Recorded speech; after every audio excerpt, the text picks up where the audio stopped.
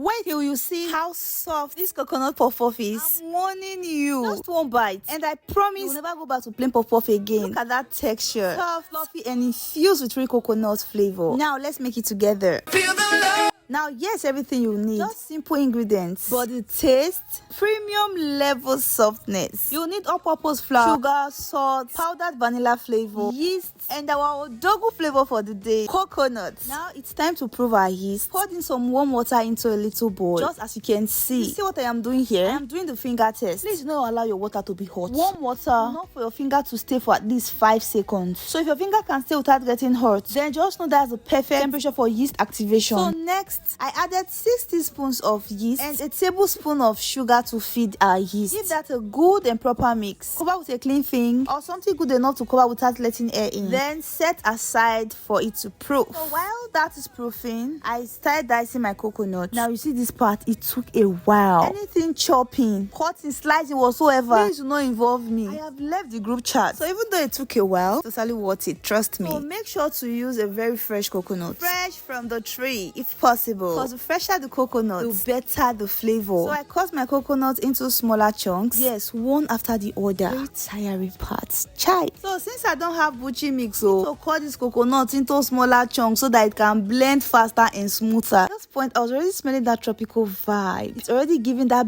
beachside puff-puff energy, you know. Hey, anything about coconut, that is how my body will just be sweeting me. My body will just be sweeting me because I love that deep flavor. You know, I don't know. Are you feeling me? So after cutting, I just have to go and blend it off camera. So the making of the puff-puff proper. Time for the dried ingredients mixing. You see this point? This is where we build that base that gives puff-puff its signature bounce. So if you mix it here, so open your eyes now and see. I measured in 4 cups of all-purpose flour, 1 teaspoon of vanilla powdered flavor, half a teaspoon of salt, and then 5 more tablespoons of sugar. You know we already used 1 to feed our yeast. In total for this recipe, I made use of 6 tablespoons of sugar. You can decide to increase yours, so you can also decide to reduce yours. This just depends on your personal preference.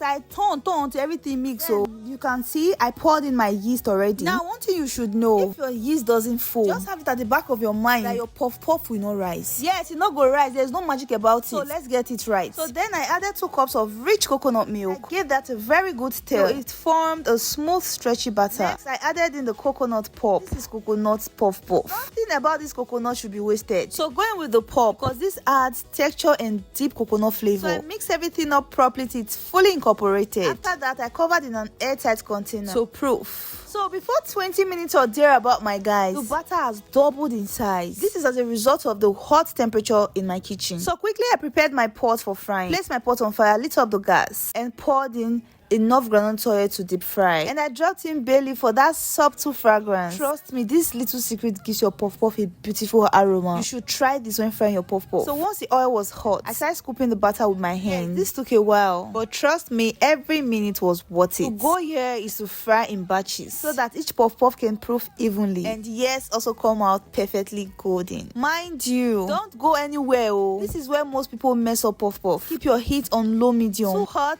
and it burns outside and stays raw inside. So medium is perfect. So now cooking vloggers, if you have watched till this time and you've not given this video a thumbs up, why now? Click on the like button to give this video a thumbs up. Share this video to your loved ones. Who knows, this may be that puff-puff recipe they've been waiting for. Don't forget to drop a sweet comment for me in the comment section. And if you are new here, a very warm welcome to you. Please hit that subscribe button and don't forget to turn on the bell notification so you can start getting all notifications from this channel. And to my returning subscribers, you already know I love you all. Thank you for always coming back. I truly appreciate you. Let me tell you this. Always know that when you are frying your puff-puff, you see that first scoop. Yes, that very first scoop you start frying. That is always the test puff-puff. Just know that that one is for testing. It may come out right, it may not come out right. If it comes out right, you know, the rest will behave. And do not forget, don't overcrowd your pan or your pot when frying puff-puff. Know that our puff-puff needs space to dance. They can dance very well. So ensure to give them room to breathe. That way, you can flip them well and they will rise well. Honestly guys, this frying part is therapy. You see, just standing there flipping, watching it bubble and rise, and also eating as you pack them out. Yes, of course, because you must eat. You must eat because this is one of the sweetest parts of the therapy. I could actually do this all day. So first and second batch packed out, but this batter still has a lot of story to tell. So while still scooping this, before it is even time for you to start flipping, you already see how they are puffing off evenly, just like so. You see, at this point, the aroma in this kitchen is giving, can I move in here please? You see that type of vibe? That's what the aroma was giving here. So as I was frying, guys, NEPA did their thing. The light went off. Chai! I was saying, where will I start from now? Thank God this was the last batch. So after frying, I grated the remaining coconut, two sides of the grater, one coarse, one fine. So that's how I actually wanted it. The big side actually gave this little crunch, while the fine side melts slightly and stick to the puff puff. You know that type of feeling, right? That was what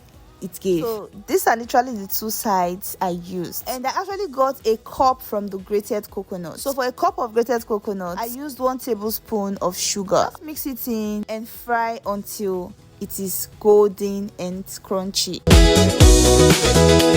Yeah, that's what we're for.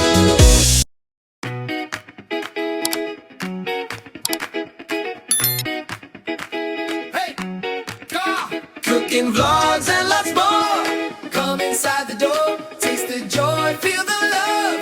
Family at the core, from Nigeria to the world. Flavor we adore. Cooking vlogs and lots more. Yeah, that's what we're for. Yeah.